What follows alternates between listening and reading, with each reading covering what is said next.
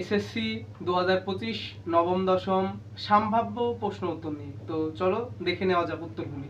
SSC 2025 যে প্রশ্নগুলো এসেছিল তার অ্যান্সার তোমরা মিলিয়ে নাও।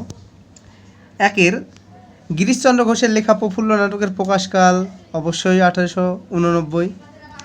এরপরে দুইয়ের প্রশ্ন, সে তো অন্নদামঙ্গলে আছে, নিম্নরেখ পদটির কারক। অপশান এ, আদিতে ফাউন্টেন পেনের নাম ছিল রিজার্ভার পেন। 4 নম্বর প্রশ্ন, আমার ড্যাশ যন্ত্র আজ তৈরি শেষ হলো, শূন্যস্থানে কি বসবে?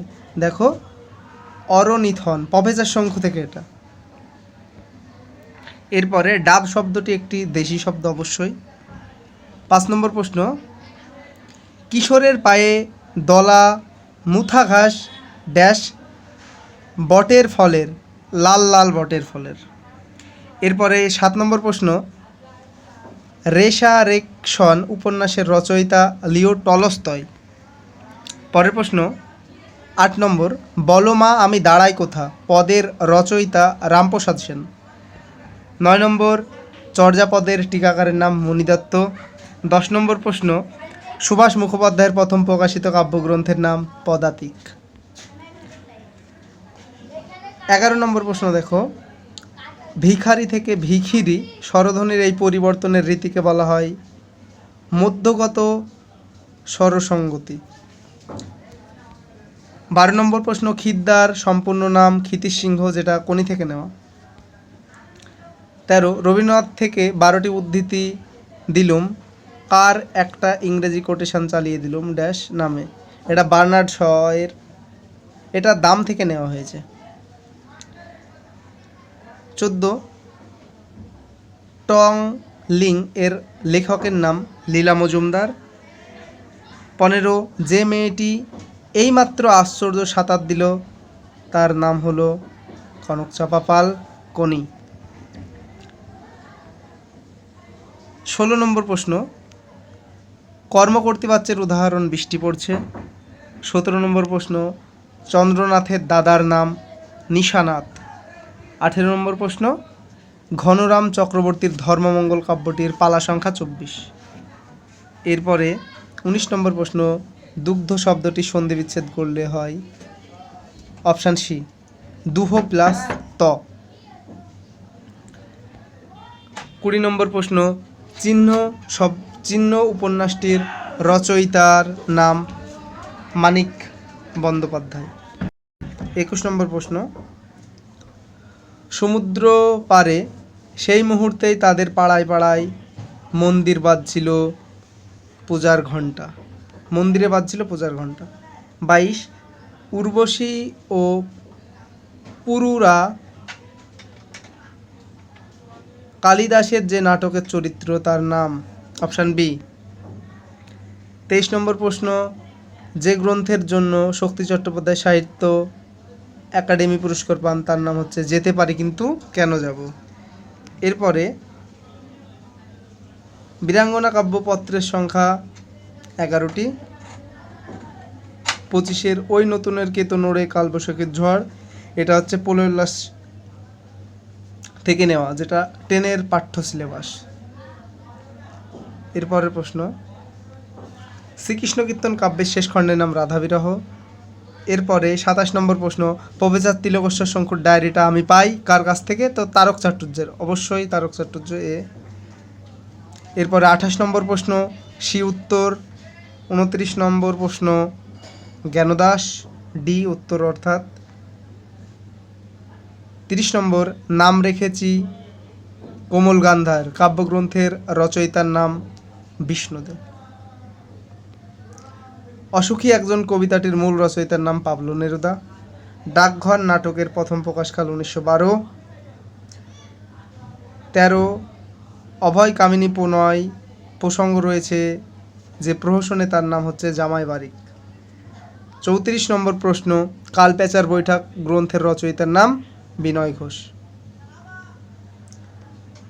35 নম্বর প্রশ্ন ডি উত্তর।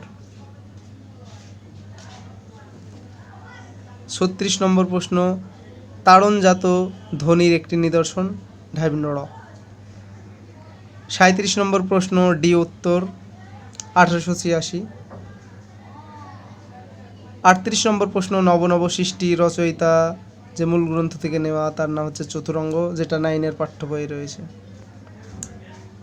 এরপরে 39 নম্বর প্রশ্ন অ্যাপেল অফ ডিসকর্ড এর ভাবনায় প্রাণিত হয়ে মধুসূদন দত্তের লেখা নাটকটি হচ্ছে পদ্মাবতী।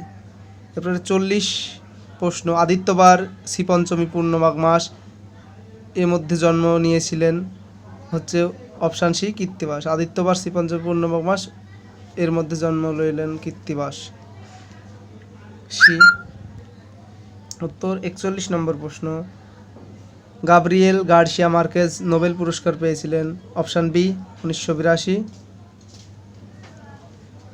42 নম্বর প্রশ্ন লয়লা চরিত্রটি দ্বিজেন রোলাল রায়ের যে নাটকে রয়েছে সেটি হলো নূরজাহান। রাজপথ শব্দটির ব্যাসবাক্য হলো পথের রাজা। 44 কৃষ্ণদাস কবিরাজ গোস্বামী রচিত চৈতন্য জীবনী কাব্যের নাম হলো শ্রী চৈতন্য চরিত্রামৃত, অপশান সি।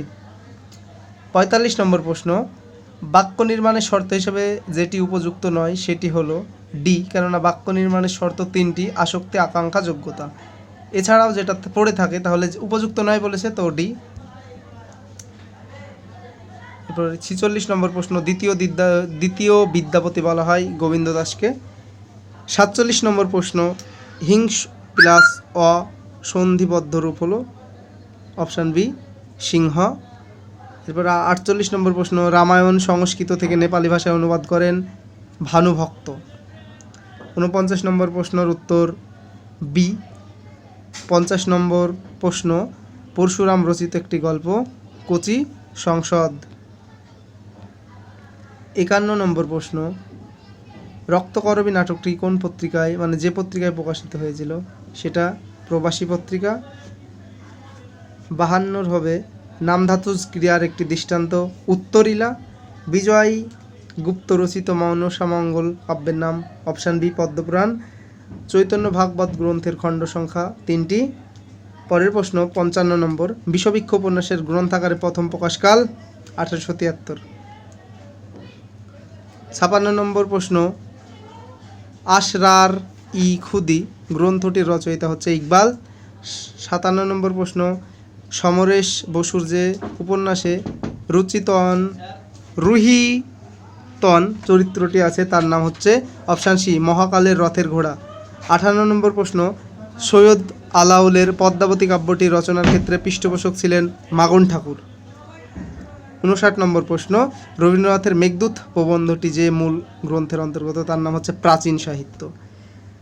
শেষ প্রশ্ন গুণরাজ খা উপাধি পেয়েছিলেন মালাধর বসু। তো এটাই ছিল আজকের প্রশ্নের উত্তর।